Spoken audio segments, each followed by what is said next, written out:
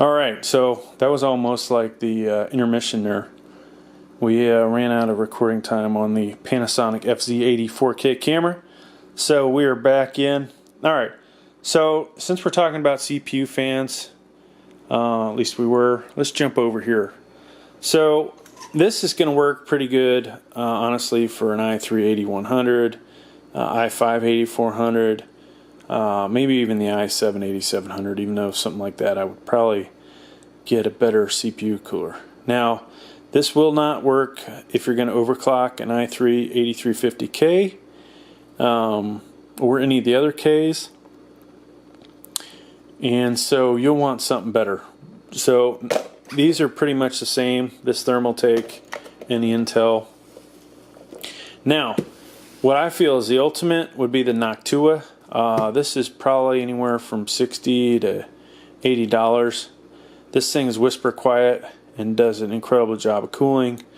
Other choices that we have looked at here on the channel, this Hyper 212 by Cooler Master. I've got this attached to i5-8400, and it is really quiet, and it's doing a pretty darn good job of keeping it cool. Now, once you overclock, if you have a chip you can overclock, I couldn't tell you if I recommend this. I definitely would recommend this, and the addition of going from 65 to 95 watts. So that's something we didn't talk about here. This one, 65 watts, this takes 95 watts, so increased power. So the coolers, this is super simple to install. These are, I'm going to say, somewhat of a pain in the ass. There are a lot of parts in here, and any one of these has a lot of parts. They make it look so simple on the pictures, but you will be surprised. Alright, so jumping over, RAM, not going to spend too much time with this. You need DDR4, okay, and there's all kinds of different types. Make sure that you match up the right ones for your computer. And you know, I'm not so big into buying the fastest RAM. I say go with more RAM quantity over quality personally, but that's just me. So I wouldn't say that's really a recommendation. That's just the way I roll.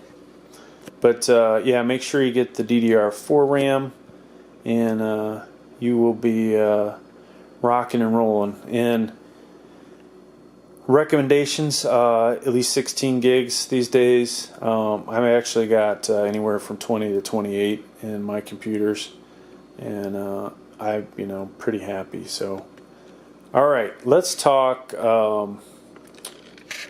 Let's talk the hard drives. So, get this out of the way.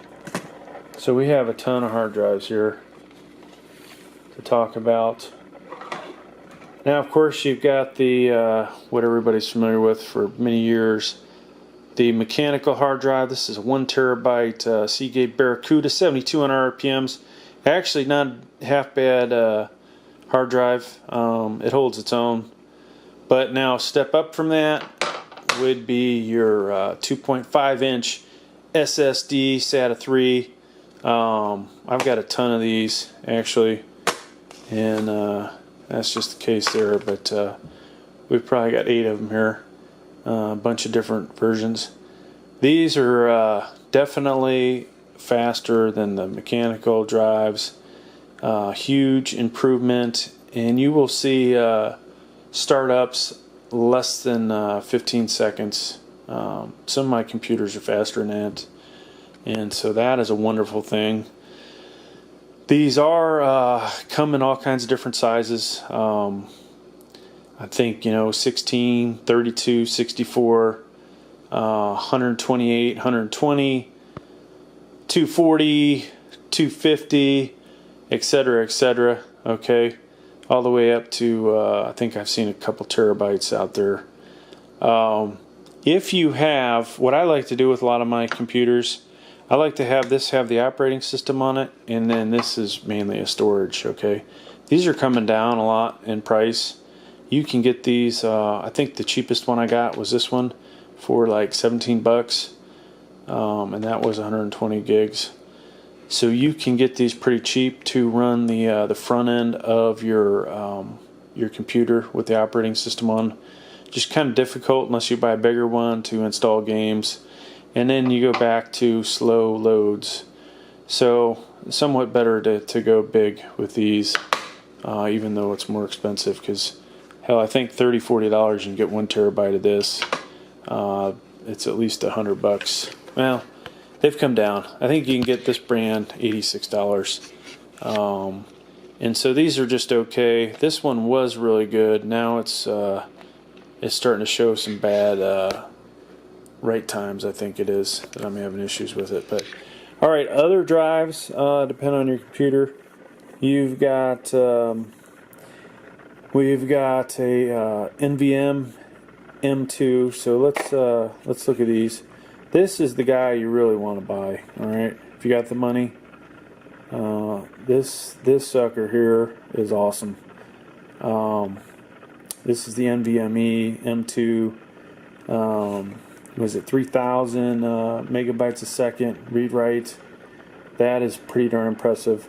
This is a example of what that looks like. This is a Samsung, kind of an OEM version. Basically, it's pretty much this thing.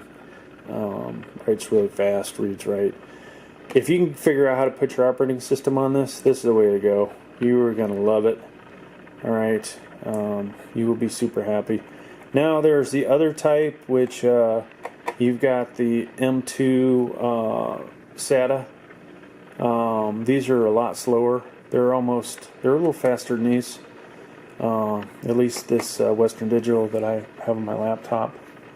And but they're pretty good. $50, somewhere around $50 for 500 gigs for that. I thought that was a pretty good price, and pretty happy. This is a 240 gig Pioneer that I currently don't have anything in.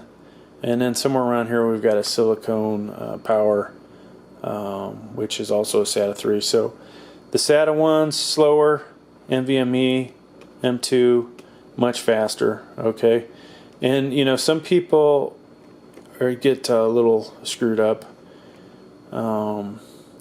Notice these are both M2, so they are going to plug in the same spot, but you've got to make sure your computer can handle. Some computers can handle both these, some can't handle both. So make sure you get the right one, and make sure you get the right generation. All right. So that covers the RAM. Now, also video cards. Some of these cases are garbage, and you may need something like this, a bracket that will hold them. So keep that in mind, that you may need some different brackets. All right, so one of my favorite topics we save for last is the old graphics cards.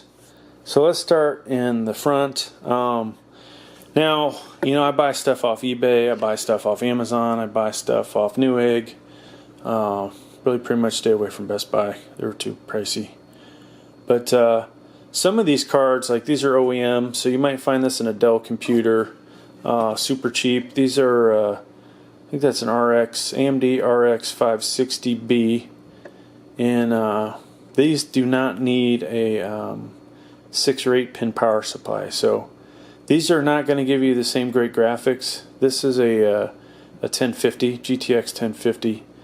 Not as good as something that requires power. Now, what was kind of the ultimate one, maybe not the ultimate one, right up there, this Zotac GTX 1050 Ti, which has 4 gigs of video RAM. This guy here doesn't require 6 or 8 pin. And there are 2 other cards out there that are faster now, the GTX 1650, and there's a OEM version of the 1060 GTX 1060 3 gig.